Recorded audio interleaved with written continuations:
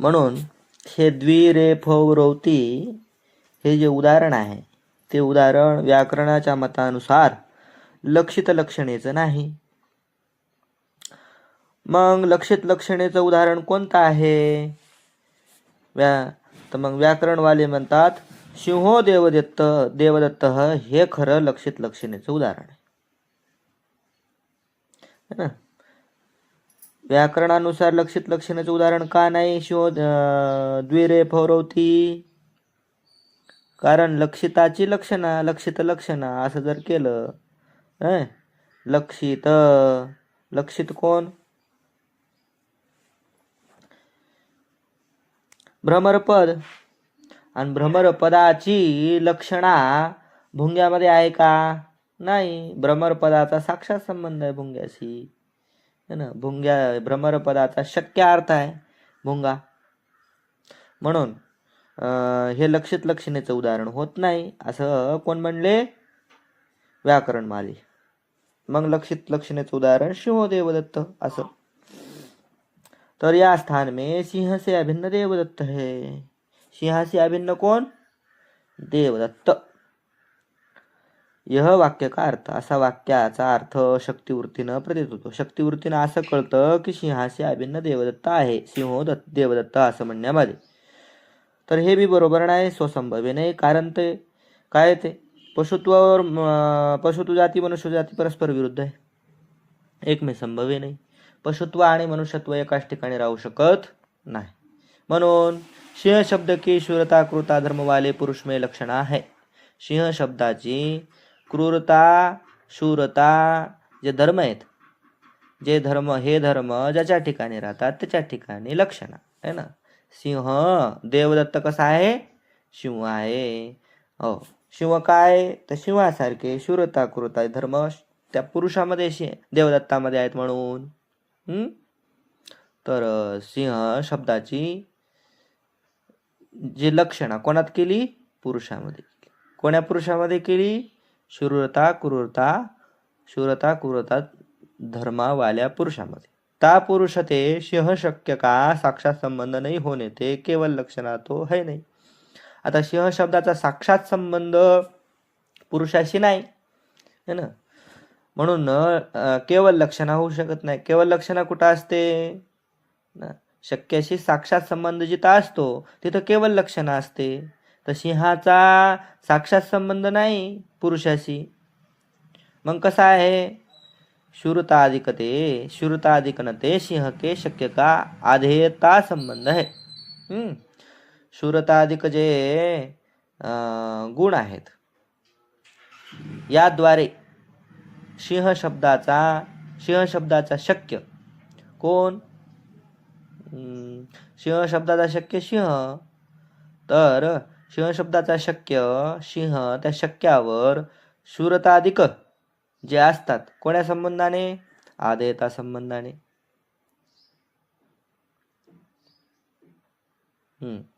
और सिंह शब्दाच्या शक्याचा आधेयता संबंध झाला कोणाशी? शूरतादी गुणाशी. आणि शक्य संबंधी शूरताधिक नका है ना. सिंहाच्या ठिकाणी असणारे शूरताधिक पुरुष में आश्रयता संबंध आहे. ते शूरताधिक जे गुण आहे ते पुरुषाच्या ठिकाणी कोणत्या संबंधाने? आश्रयता संबंधाने असतात. परंतु सिंह की शूरता और पुरुष की शूरता का अभेद माने तब तो सिंह की शूरता देवदत्त में अधिकरणता संबंध है. जर सिंहाची शूरता आणि पुरुषाची शूरता या दोघांचा अभेद सारख्याच मानल्या, एकच मानल्या, तर सिंहाची शूरता जी आहे त्या शूरतेचा देवदत्तामध्ये अधिकरणता संबंध आहे. देवदत्त अधिकरण झालं कशाचं? त्या गुणाचं शूरतादी वगैरे. और दोनों शूरता परस्पर भेद माने तो सिंह की शूरता पुरुष में स्वजातीय शूरता अधिकरणता संबंध है. आणि ह्या दोघांच्या शूरतेमध्ये वेगवेगळापणा मानला, भेद मानला. सिंहाची शूरता वेगळी, पुरुषाची शूरता वेगळी.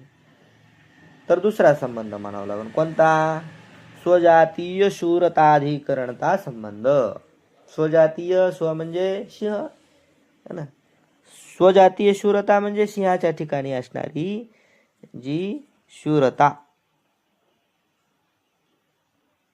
तर तशा शूरतेचा अधिकरण कोण? देवदत्त झाला. अशा पद्धतीनं स्वजातीय शूरता अधिकरणता संबंध कोणाचा? सिंहाच्या शूरतेचा पुरुषाच्या ठिकाणी जी शूरता आहे तिचा स्वजातीय. स्वजातीय म्हणजे समान जातीय, सारखी. शूरता दोन्ही पण सारख्या. सिंहाची शूरता असली काय आणि पुरुषाची शूरता असली काय? शूरत्व तर दोन्हीच्या ठिकाणी सारखंच आहे ना. तर मग दोघांची जी शूरता आहे ती समान जातीय म्हणजे स्वजातीय. स्वजातीय म्हणजे सिंहाच्या जातीवर सिंहाच्या ठिकाणी जी राहणारी शूरता तशीच शूरता कोणाच्या ठिकाणी आहे? देवदत्ताच्या ठिकाणी. तर मग कोणता संबंध झाला? स्वजातीय शूरता अधिकरणता संबंध. सिंह की शूरता स्वशब्द का अर्थ है. सिंहाची शूरता हे हा झाला स्वशब्दाचा अर्थ सांगितलंच. इस रीती से वाच्य का, तर वाक्यकाचं वाच्य का करायचं. तर इस रीती से वाच्य का परस्पर संबंध होने ते सिंह शब्द की शूरता आदि गुण विशिष्ट में लक्षित लक्षणा है. अशा पद्धतीनं वाच्याचा परंपरा संबंध झाला इथं. वाच्य सिंह, सिंहाचा परंपरा संबंध कोणाच्या ठिकाणी झाला? शूरता आदी गुण विशिष्ट. शूरता आदी गुण विशिष्ट कोण झाला मग? देवदत्त. वाच्य कोण? सिंह. त्या सिंहाचा शूरता आदी गुण विशिष्टामध्ये परंपरा संबंध. कारण सिंहाचा साक्षात संबंध होत नाही, तर परंपरा संबंध कोणाद्वारे? स्वजातीय शूरता अधिकरणता संबंधाद्वारे परंपरा संबंध झाला. म्हणून कोणती लक्षणा इथं म्हणावं लागेल? लक्षित लक्षणा.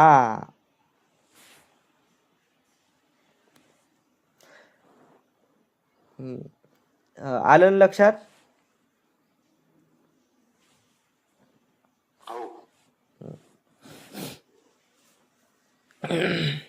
इस रीती से वाच्य का परंपरा संबंध होणे ते परंपरा संबंध झाला. साक्षात संबंध सिंहाचा देवदत्ताशी नाही. कशाद्वारे संबंध आला मग? शूरतादी गुणाद्वारे आला. शूरतादी गुणाद्वारे आल्यामुळं परंपरा संबंध झाला हा.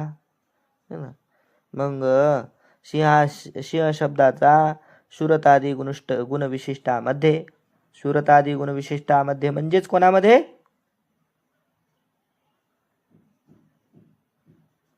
शूरतादी गुणविशिष्टामध्ये म्हणजे कोणामध्ये?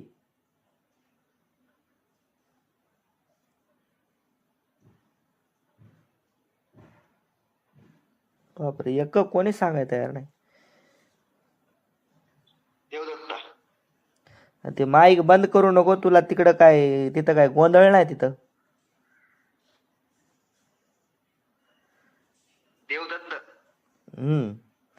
देवदत्त. शूरतादी गुण विशिष्ट कोण आहे? देवदत्त. तर त्यामध्ये कोणती लक्षण आहे? लक्षित लक्षणा. कोणाची?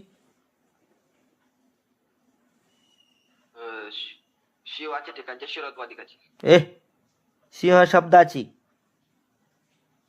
सिंह शब्दाच्या. सिंहाच्या ठिकाणी याच्याद्वारे शूरतादी जे गुण आहेत की नाही त्याच्याद्वारे संबंध झालाय फक्त, त्याची नाही सिंहाची, शिव शब्दाची.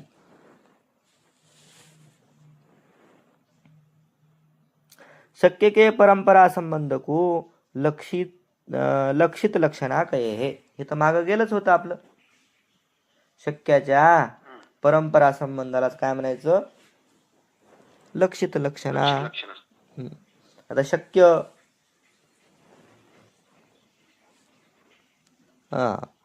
महाराज लक्षण काय सांगितलं होतं? लक्षित नामशून्यत्वादी गुणसमुदायाचं लक्षण म्हणजे लक्षित लक्षण. आता काय काय काय पुन्हा एकदा म्हणा. आवाज तुमचा ब्रेक ब्रेक होते हो. लक्षितस्य नाम शून्यत्वादी गुण समुदयास्य लक्षणा म्हणजे लक्षित लक्षणा का? कुठं आलं ते? आतापर्यंत शिकण्यात आलं का हे? नाही नाही, ते लक्षणा नाही हो, ते माझ्याकडे संग्रह आहे ना, ते लक्षणा संग्रह आहे. सर्व लक्षण संग्रह.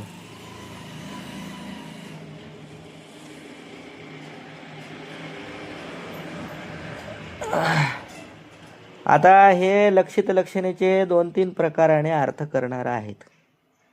तर तुम्ही जे सांगताय तो एक प्रकारचा अर्थ झाला फक्त. अलग लक्षात. आता हे षष्टी समासाने अर्थ करणार, कर्मधारय समासाने अर्थ करणार, तृतीया समासाने अर्थ करणार, त्याच्यानंतर व्याकरणवाल्यांचं वेगळंच अर्थ राहणार. तुम्ही सांगताय ते व्याकरणवाल्यांचा अर्थ आहे. असो.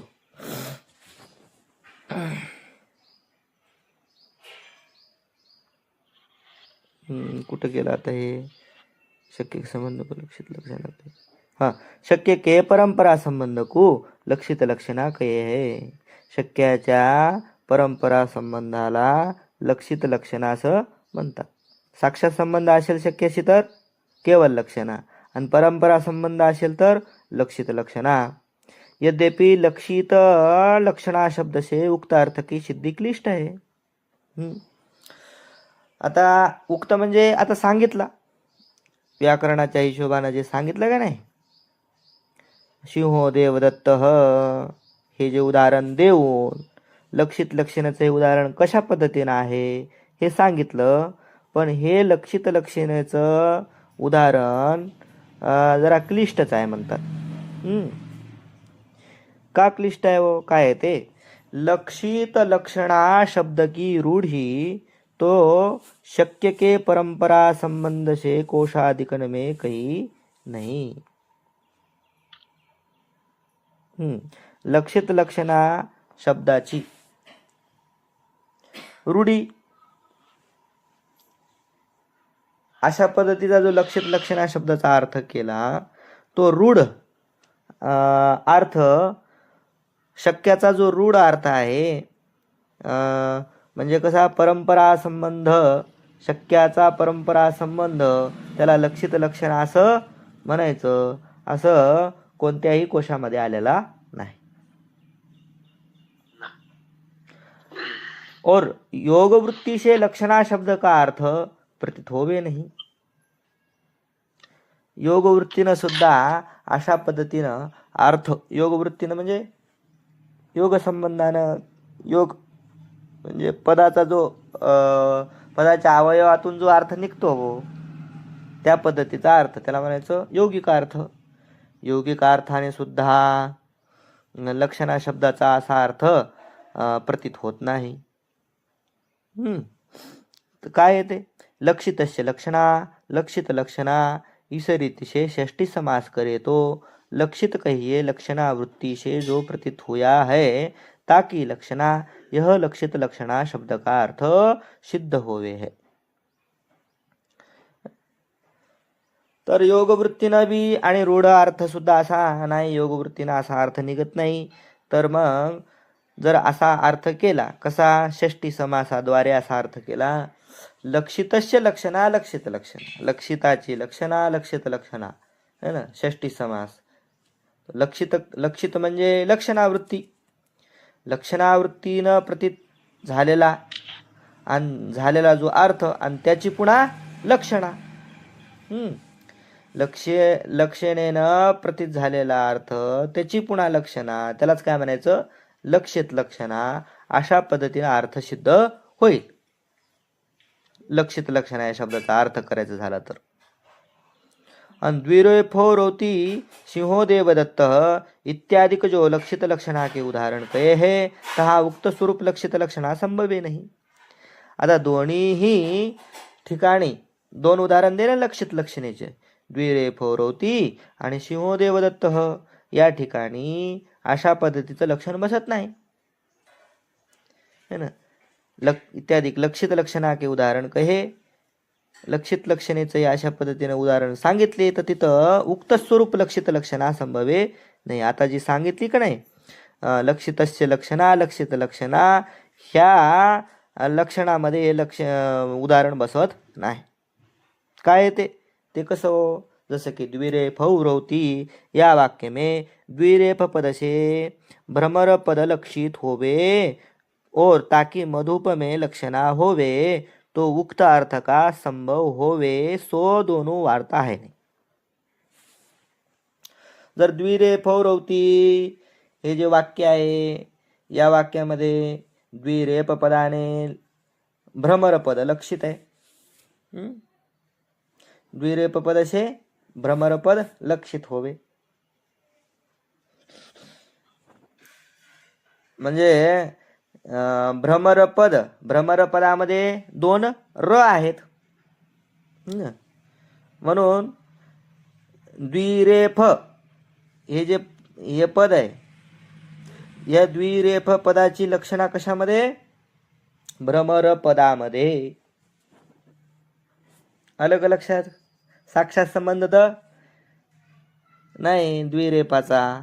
द्विरेफ म्हणजे दोन र आणि दोन र हे कोणात राहतात?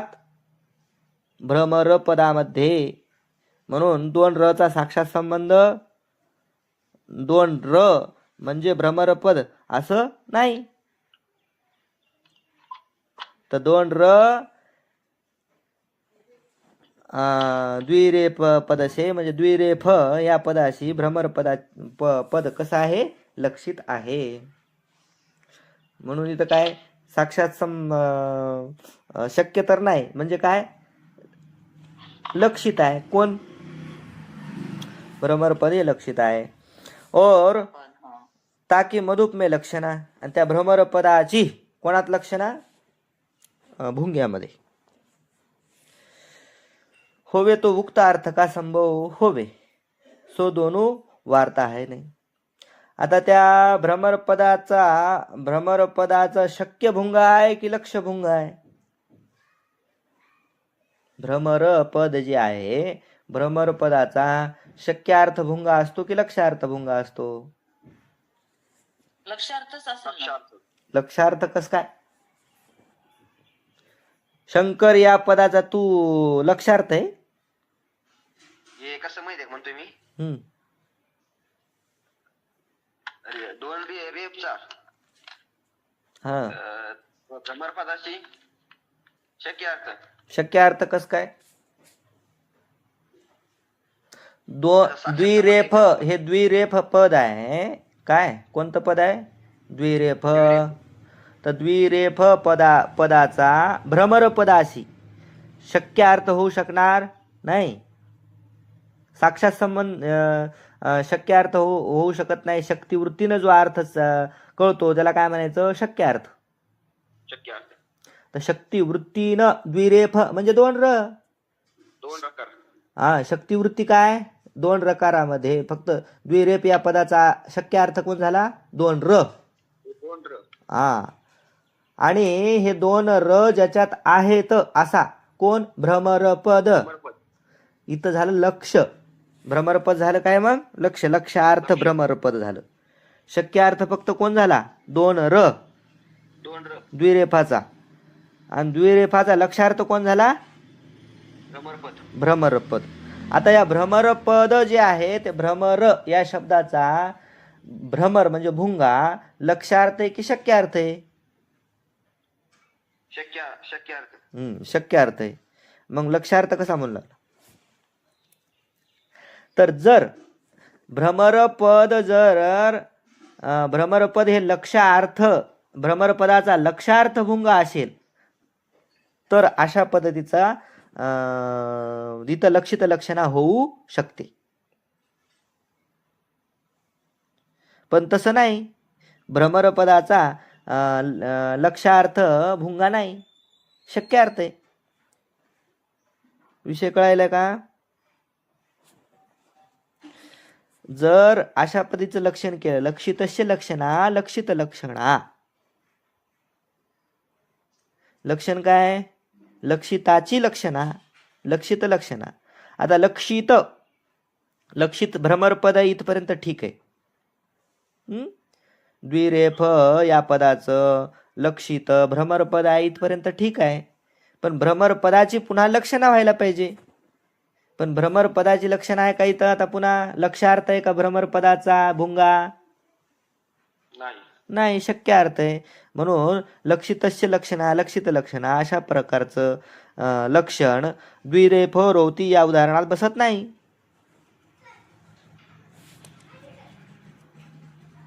अलग लक्षात?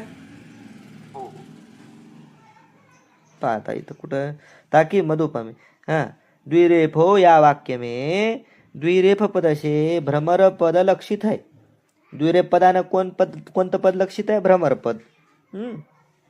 और ताकि मधुप में लक्षणा होवे, त्याची मधुपामध्ये म्हणजे भुंग्यामध्ये लक्षणा असती तर उक्त अर्थ का संभव होवे.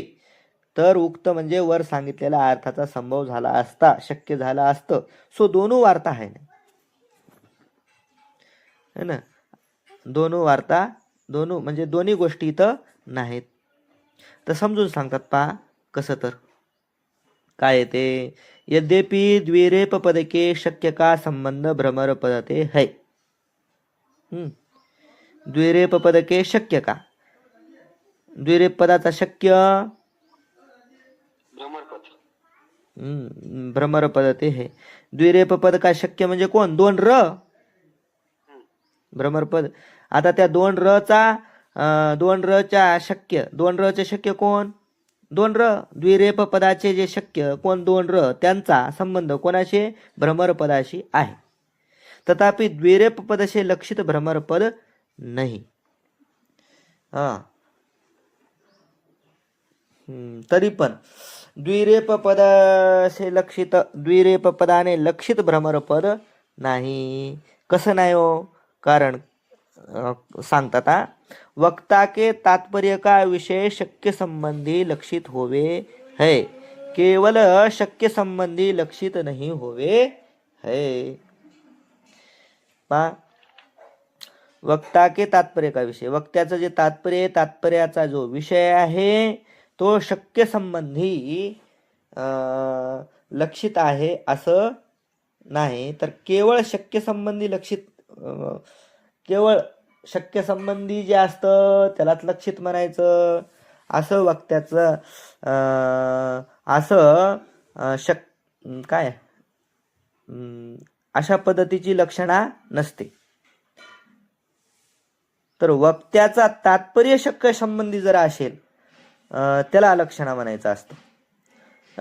जसं की उदाहरण देतात, जो केवळ शक्य संबंधी लक्षित होवे, शक्याच्या संबंधीच लक्षित असेल तर गंगा पद के शक्य के संबंधी मिनाधिक है, अनेक है. गंगापद शक्य आहे. गंगापदाचा शक्य कोण? गंगा. गंगेच्या संबंधी अनेक आहेत ना. मिनाधिक, मीन म्हणजे मासे वगैरे, पण आपण अर्थ काय घेतो? तीर. ते सारे ही गंगा पद के लक्षित हुए चाहिए. तर गंगापदाशी जितके बी संबंधी आहेत गंगापदाच्या, म्हणजे गंगापदाच्या शक्याच्या, गंगापदाचं शक्य झालं गंगा, आणि गंगेच्या संबंधी कोण कोण आहेत? मासे बी आहेत, त्याच्यानंतर नाव आहे, त्याच्यानंतर त्या गंगेमध्ये पोहणारे मुलं आहेत, असे सगळेच आहेत. आणि तीर पण आहे गंगापदाच्या शक्याच्या संबंधी. मग सगळेच काय झाले पाहिजे? लक्षित झाले पाहिजे.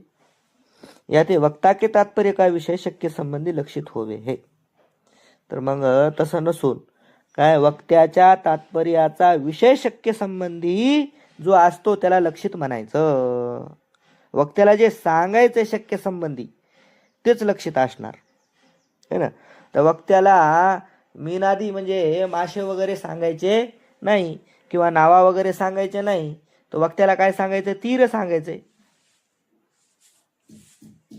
अलग लक्षात? तर मग नुसतं शक्य संबंधी लक्षण असं नाही, तर वक्त्याच्या तात्पर्याचा विषय शक्य संबंधी जे असतं त्याला लक्षित म्हणायचं. गंगा पद के शक्य संबंधी तो अनेक है ना. गंगा पदाच्या शक्य संबंधी म्हणजे पाण्याच्या संबंधाने तर अनेक आहेत. तथापि गंगायाम ग्रामः या वाक्य में श्रोता को गंगा पद से तीर का बोध होवे ऐसा तात्पर्य विषय शक्य संबंधी केवल तीर है. याते गंगा पद से तीर ही लक्षित है. पा गंगा पद के शक्य संबंधी गंगा पदाच्या गंगा पदाचा शक्य कोण? गंगा पाणी. त्याच्या संबंधी अनेक आहेत. तरी पण गंगायाम ग्रामः असं एखाद्या वक्त्यानं म्हणलं तर श्रोत्याला कशाचा बोध होतो? तीराचाच बोध होतो. तात्पर्य विषय शक्य संबंधी केवळ तीर आहे. मग वक्त्याचं जे तात्पर्य आहे, वक्त्याचं तात्पर्य कोण आहे? शक्य संबंधी असणारं केवळ तीरच आहे. बाकी मासे वगैरे नाही. याते गंगापद से तीर ही लक्षित है. म्हणून गंगापदाने तीरच लक्षित आहे. मीनादि कभी शक्य संबंधी तो है, उक्त तात्पर्य के विषय नहीं. याते गंगापद से लक्षित नाही. मीनादिक म्हणजे मासे वगैरे शक्याच्या संबंधी तर आहेत, परंतु तात्पर्याचा विषय नाहीत. वक्त्याला ते मासे सांगायचे नाहीत, म्हणून गंगापदाचे ते लक्षित नाहीत. नुसतं एवढं लक्षण केलं. कोणतं? शक्य संबंधी लक्षणा. शक्याच्या संबंधी जो असतो अर्थ त्याला लक्षार्थ म्हणायचं. तर शक्याच्या संबंधी म्हणजे गंगेच्या संबंधी तर अनेक आहेत की, पण मग अर्थ कोणता घेतो आपण? तीरच घेतो. का तीर घेतो? कारण वक्त्याला बाकी काय सांगायचं नाही. फक्त वक्त्याला काय सांगायचंय? तीर सांगायचं. गंगायाम ग्रामः असं म्हणण्यामागे गंगेवर गाव आहे, तर गंगेवर गाव असं म्हणायचं झालं तर मग ते गंगेवर गाव म्हणजे कुठं गाव? तीरावर गाव. चलो इस रीति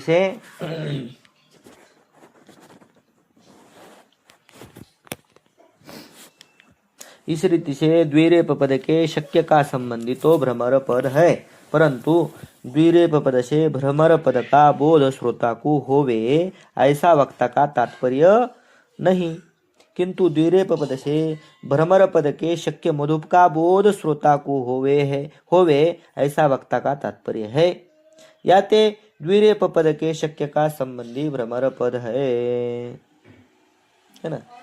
आता इथं सुद्धा कुठं? द्विरेफौ रोती या उदाहरणामध्ये सुद्धा द्विरेप पदाचा शक्य संबंधी कोण? भ्रमरपद. द्विरेप पदाच्या शक्याच्या संबंधी भ्रमरपद. द्विरेप पदाचं शक्य कोण? दोन र. त्याच्या संबंधी कोण? दोन. त्याच्या संबंधी कोण? भ्रमरपद. परंतु द्विरेप पद से भ्रमरपद का बोध श्रोता को होवे ऐसा वक्ता का तात्पर्य नाही. आता द्विरेप पदाने काय? भ्रमर पदाचा बोध व्हावा असं वक्त्याचं तात्पर्य नाही. मग वक्ता का तात्पर्य नाही तर मग काय? तर द्विरेप पद से भ्रमर पद के शक्य मधु का बोध श्रोता को होवे ऐसा वक्ता का तात्पर्य आहे. तर द्विरेप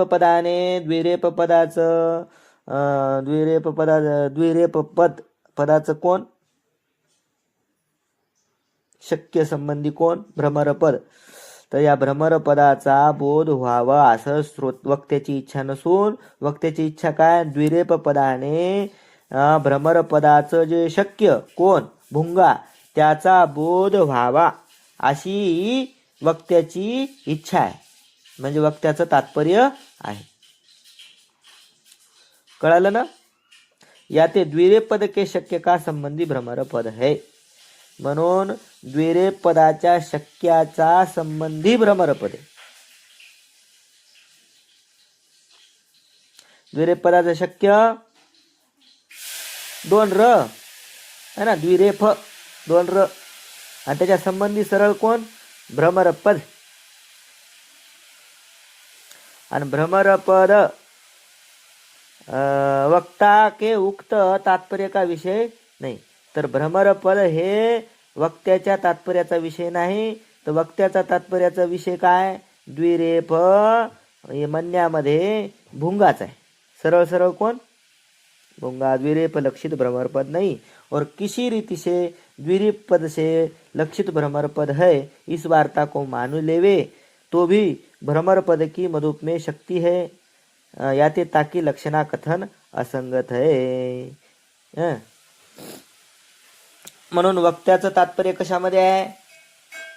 वक्ताचं तात्पर्य द्विरेफ पदाने भुंग्याचं ज्ञान व्हावं यामध्ये आहे. द्विरेफ पदाने भ्रमर पदाचं ज्ञान व्हावं. मग त्या भ्रमर पदाचा कोण शक्यार्थ भ्रमर अशा पद्धतीचं वक्त्याचं तात्पर्य नाही. आणि कोणत्याही पद्धतीनं द्विरेफ पदाचं लक्षित भ्रमर पद मानलं तशी इस वार्ता को मान ले तो भी भ्रमर पद की मधुप में शक्ती है. भ्रमर पदाची मधुप म्हणजे भुंग्यामध्ये शक्ती आहे. तिथं काही लक्षणावृत्ती नाही है ना. आपला लक्षण काय होतं? लक्षितस्य लक्षणा लक्षित लक्षणा. तर लक्षित कोण? भ्रमरपद. इथपर्यंत लक्षित तर व्हायला लागलं, पण भ्रमरपदाची शक्ती कुठं आहे? भुंग्यामध्ये आहे. शक्तिवृत्तीनं कळतो कोण? भुंगा. भ्रमर या भ्रमर पद आहे भ्रमर पद. तर भ्रमपद हे लक्षणावृत्तीनं भुंग्याला जाणून देतंय का शक्तिवृत्तीनं? शक्तिवृत्तीनं. म्हणून भ्रमर या पदाची लक्षणा तर भुंग्यामध्ये नाही, शक्ती आहे. यादी ताकी लक्षणा कथन असंगत आहे. म्हणून त्याची लक्षणा म्हणणं काय? असंगत आहे. ईशरीतिशे लक्षितस्य भ्रमरपदस्य लक्षणा लक्षित लक्षणा ईशरीतिशे षष्टी समास का अर्थ उक्त उदाहरण में संभवे नहीं. लक्षितस्य भ्रमरपदस्य लक्षणा भ्रमरपदाची लक्षण आहे का आता? नाही. लक्षितस्य भ्रमरपदस्य इथपर्यंत ठीक आहे, परंतु भ्रमरपदस्य पुन्हा लक्षणा हे बरोबर नाही. इस रीतीशी अशा पद्धतीने षष्टी समासाचा वर सांगितल्याप्रमाणे अर्थ शक्य नाही. तसंच तैसे सिंहो देवदत्त या उदाहरण में भी उक्त अर्थ संभवे नाही. सिंह देवदत्त यामध्ये सुद्धा उक्त अर्थ म्हणजे लक्षितस्य लक्षणा लक्षित लक्षणा अशा पद्धतीचा लक्षण याच्यामध्ये बसत नाही. कसं? सिंहवृत्ती शूरताधिक सिंह शब्द के शक्य संबंधी तो है. सिंहाच्या ठिकाणी असणारे शूरताधिक ते सिंह शब्दाचे शक्य संबंधी तर आहेत कोण? सिंह शब्दाचे सिंह शब्दाचा शक्य कोण? सिंह शब्दाचा शक्य कोण हो?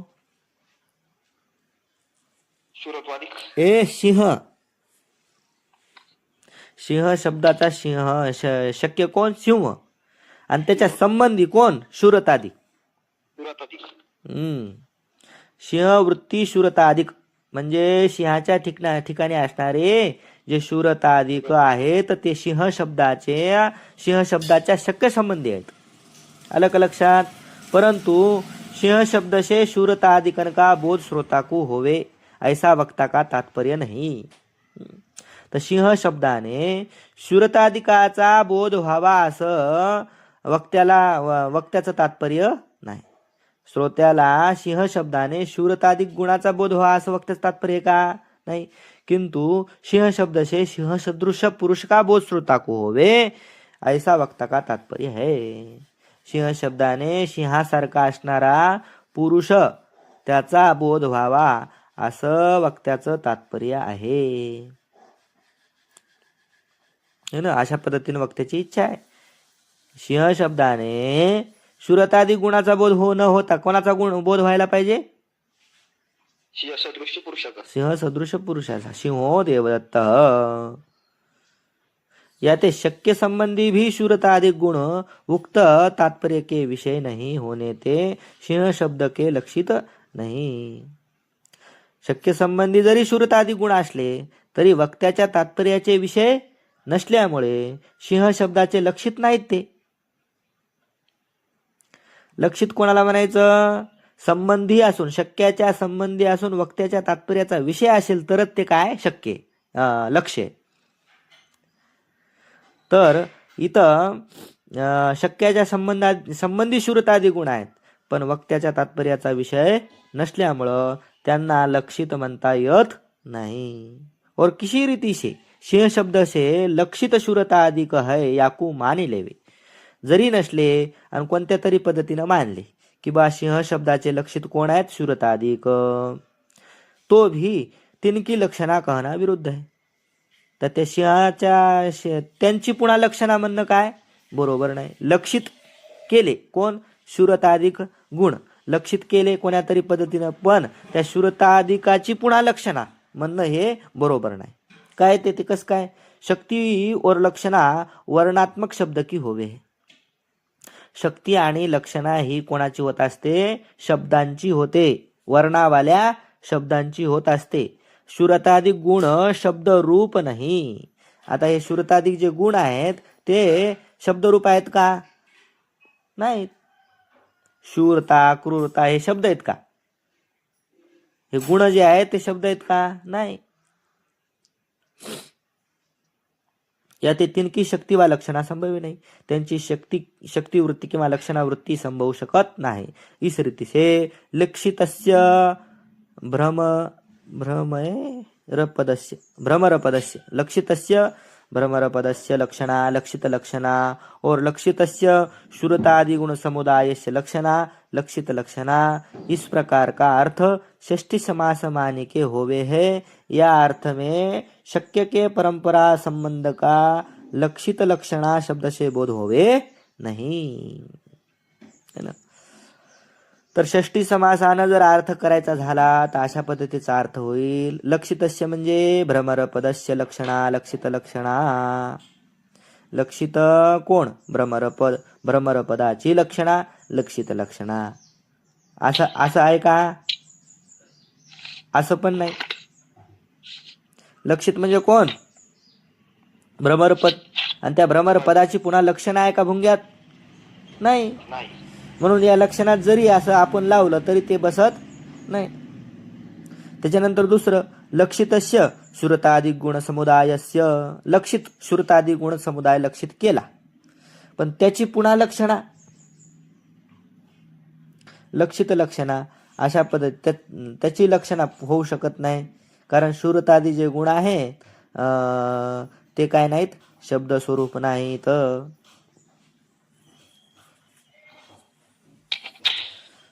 इस प्रकार का अर्थ षष्ठी समास माने के होवे. अशा पद्धतीचा अर्थ षष्ठी समास मानून होतो, परंतु या अर्थ में शक्य के परंपरा संबंध का लक्षित लक्षणा शब्द से बोध होवे नाही.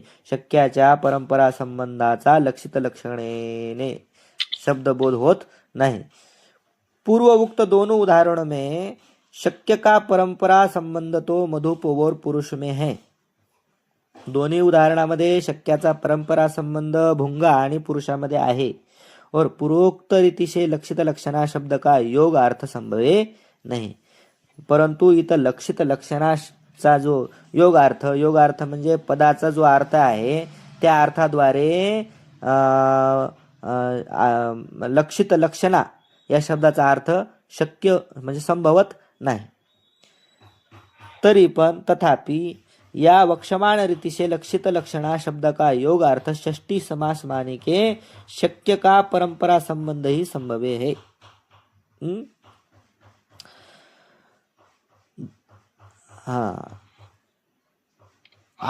अशा पद्धतीनं लक्षित लक्षणा लक्षितस्य लक्षणा लक्षित लक्षणा असा अर्थ जरी निघत असला तरी आणि असा अर्थ या दोन्ही उदाहरणामध्ये बसत नसला. कोणतं दोन उदाहरणं? शिव देवदत्ता द्विरेपवती या दोन्ही उदाहरणात जरी बसत नसला तरी आम्ही षष्ठी समासाने अर्थ काढू आणि या दोन्ही उदाहरणामध्ये तुम्हाला बसवून दाखवू असं सांगतात. त्याचा विचार आपण करू उद्या.